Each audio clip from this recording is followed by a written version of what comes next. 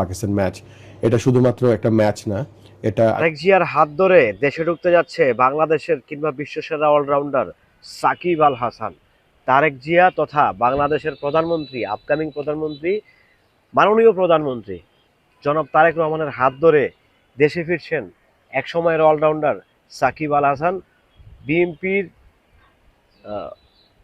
মহাসচিব মাননীয়, যেহেতু তারা এখন ইলেক্টেড পার্সন, তাদেরকে মাননীয় বলতে হবে, মাননীয় মির্জা ফখরুল ইসলাম আলমগীর, উনি বলেছেন যে আমরা ক্রিকেটে কোনো রাজনীতি চাই না, যদি সাকিব আল হাসান ফিট থাকে তাহলে আমাদের কোনো আপত্তি নাই।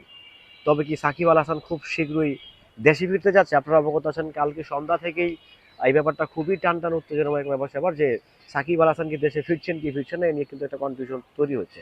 হ্যালো এভরিওয়ান, আসসালামু আলাইকুম, শিমুল আছি আপনাদের সঙ্গে। সাকিব আল হাসান, সত্যি কথা বলতে বাংলা ক্রিকেটের তার যে কন্ট্রিবিউশন, তার যে ভালো লাগা, কিংবা তার দেশের হয়ে যে খেলা, কিংবা দেশের হয়ে দেশকে যে সার্ভিস দেওয়া, this is unbelievable, this is unbelievable. হয়তো বা সাকিব আল হাসানের জায়গাটা অন্য কেউ নিতে পারবে না, ট্রু। বাট সাকিব আল হাসানের প্রিভিয়াসের যেগুলো আহ, ওই আমাদের যে জুলাইয়ের যে ব্যাপার স্যাপারগুলো, এখানে নাকি তার নামে অনেকগুলো ব্যাপার স্যাপার চলতেছে। এখন এগুলোকে কিভাবে ক্লিয়ারিফাই করবে, কিভাবে কি করবে, সেটা পরের ব্যাপার। বাট যেহেতু একটা ফ্রেশ একটা গভর্নমেন্ট চলে এসেছে বাংলাদেশে, খুব শীঘ্রই হয়তো এটার শপথ নিবে, যেটাকে আমরা বলি প্রতিশ্রুতি রক্ষা করা, রাষ্ট্রীয় গোপনীয়তা কিছু রক্ষা করার মেনটেন বলি, সেটা শপথ। তো সেটা নেবেন। তো তার আগেই দেখলাম যে বিএনপির যিনি মহাসচিব আছেন, উনি বেশ সুন্দর করে বললেন যে সাকিব আল হাসান যদি ফিট থাকে আমাদের আপত্তি নাই, অ্যান্ড ক্রিকেটে কিংবা বিনোদনের রাজনীতি ঢোকানো উচিত না। ট্রু। আপনি ক্রিকেট খেলেন, আপনি ফুটবল খেলেন, আপনি সিনেমা করেন, আপনি গান গান, আপনি যেটা বলছেন সেটা করেন, আপনি সাপোর্ট করতে পারেন ভিতরে ভিতরে। বাট আপনি যখন রানিং থাকবেন, রানিং থাকা অবস্থায় বেসিক্যালি আপনাকে এগুলো করার দরকার নেই। রাজনীতি করবেন কিভাবে? রাজনীতি ডেফিনেটলি করবেন, কেন করবেন না? দেশের রাজনীতি করার অধিকার আপনাকে দিচ্ছে না, অবশ্যই করবেন। বাট এটা তো একটা একটা টাইম পিরিয়ড থাকে। আপনি হঠাৎ করে আপনি বিশ্বসেরা অলরাউন্ডার, পাশাপাশি হচ্ছে আপনি একটা দলের এমপি, এটা তো হলো না আসলে। তো সব জায়গাতে একসাথে ফাইনাল তো সমস্যা।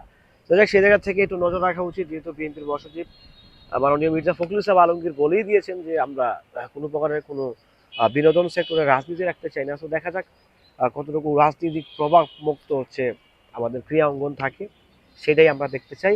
আর সাকিব আল হাসান সত্যি যদি দেশে ফিরে, যদি উনি দেশে ফেরার চেষ্টা করেন, তাহলে সত্যি এটা ব্যাপারটা অন্যরকম হবে। কারণ ক্রিকেটটা তো আসলে আমাদের একমাত্র খেলাই আছে ক্রিকেট, যেটা আসলে চলছে এখনো, যেভাবে হোক চলছে। বাট প্রত্যেকটা সেক্টর তো ক্লোজ হয়ে গেছে প্রায়।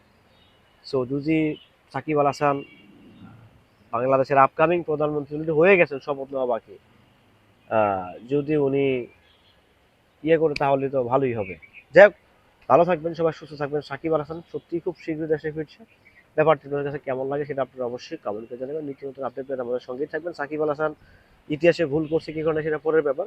বাট সে একজন বাংলাদেশের খেলোয়াড়, ডেফিনেটলি সে যদি অন্যায় করে থাকে, অত্যাচার করে থাকে, তার বিচার হবে রাষ্ট্রীয় আইনে, ডেফিনেটলি বিচার হওয়া উচিত। দেখা যাক কি হয় সামনে, আসলে ভবিষ্যৎ কি দাঁড়ায়। সাকিব আল হাসান কি মুস্তাকা দিবে কিনা জানা, আমি আসলে এগুলো করিনি কি, একটা উনি তো একটা নিশ্চয়ই কোনো একটা মেসেজ দিবেন জাতিকে, মেসেজ দিয়ে দেশে ঢুকবেন।